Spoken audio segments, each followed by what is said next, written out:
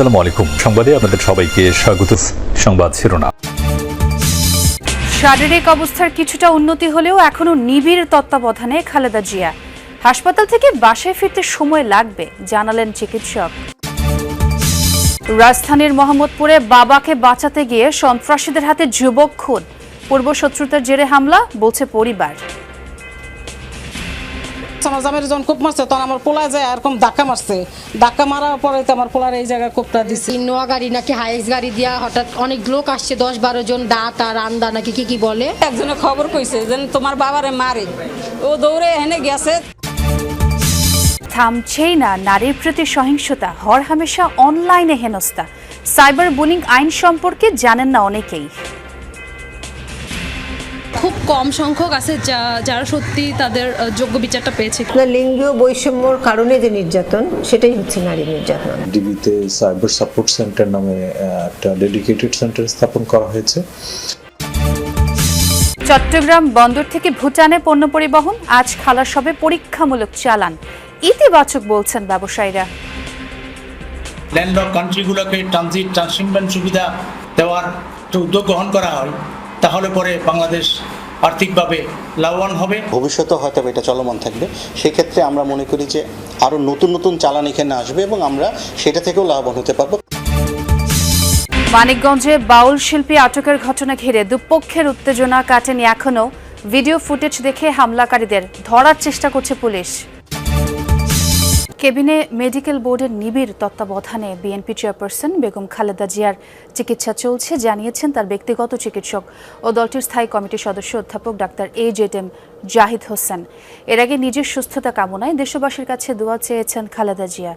নিবিড় পর্যবেক্ষণে থাকা খালেদা জিয়ার শারীরিক পরিস্থিতি আগের চেয়ে কিছুটা উন্নতি হয়েছে, তবে বাসায় ফিরতে সময় লাগবে বলে জানান ডাক্তার শাহাবুদ্দিন তালুকদার। আর বলেন বিএনপি চেয়ারপারসন ও সাবেক প্রধানমন্ত্রী খালেদা জিয়ার হার্ট ও ফুসফুসে ইনফেকশন হয়েছে। গতকাল তার বেশ কিছু টেস্ট করানো হয়। রোববার রাত 8টায় এভারকেয়ার হাসপাতালে ভর্তি করা হয় খালেদা জিয়াকে। তিনি বিশেষজ্ঞ চিকিৎসক অধ্যাপক শাহাবুদ্দিন তালুকদারের তত্ত্বাবধানে আছেন। বিএনপি চেয়ারপারসনের জন্য মেডিকেল বোর্ডও গঠন করা হয়েছে। বোর্ড সদস্যরা জানিয়েছেন গত কয়েক মাস ধরেই নানা ধরনের শারীরিক জটিলতা দেখা যাচ্ছে বিএনপি চেয়ারপারসনের। আবারও হত্যাকাণ্ডকে কেন্দ্র করে সামনে এলো মোহাম্মদপুর। ছিনতাইয়ের টাকা ফেরত আনতে গিয়ে দুর্বৃত্তদের হামলায় নিহত হয়েছেন এক যুবক আর গুরুতর জখম হয়ে হাসপাতালে চিকিৎসাধীন তার বাবা। এই ঘটনায় জড়িতরা রাজনৈতিক ছত্রছায়ায় এসব করেছে দাবি পরিবারের। অভিযোগ আছে আদাবর থানা যুবদল নেতা মোহাম্মদ সুজন ওরফে নাদা সুজনের লোকজন এই হত্যাকাণ্ড ঘটিয়েছে।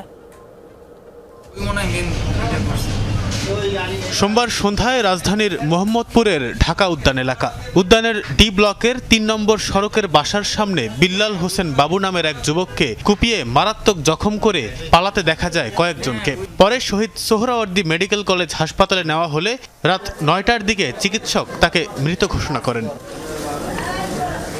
এর আগে বাবুর বাবা আবুল কাশেমকেও কোপায় দুর্বৃত্তরা। পরিবারের দাবি, বাবাকে বাঁচাতে গিয়েছিলেন বাবু।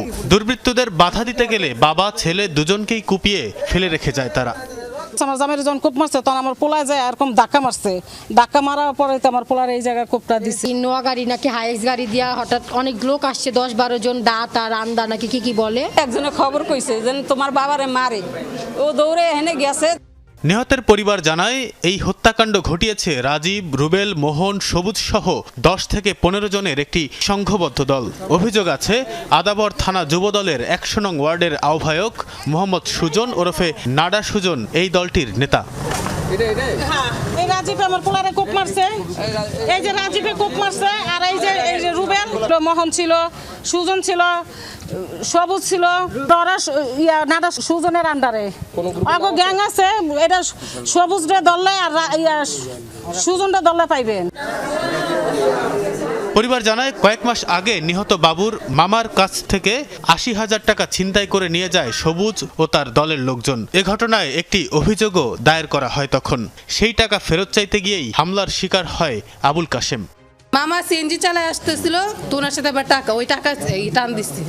তার কিছুদিন পরে মামলা করছে। চিন্তা করার টাকা আমাদের ফেরত চাইছি, এই টাকা চাওয়ার কারণে এনাদেরকে আক্রমণ করছে।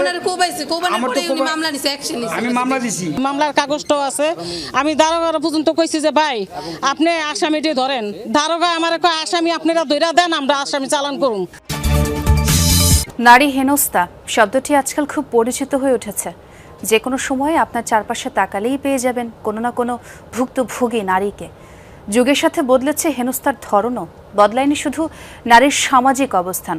প্রযুক্তি নির্ভর এই যুগে অনলাইনেও রেহাই নেই নারীর। আজ নারীর প্রতি সহিংসতা প্রতিরোধ দিবসে সাইবার বুলিংয়ের বাস্তবতা তুলে ধরেছেন আমার সহকর্মী সুমাইয়া ঐশী। ক্যামেরা ছিলেন আরেক সহকর্মী জিহাদ ইসলাম।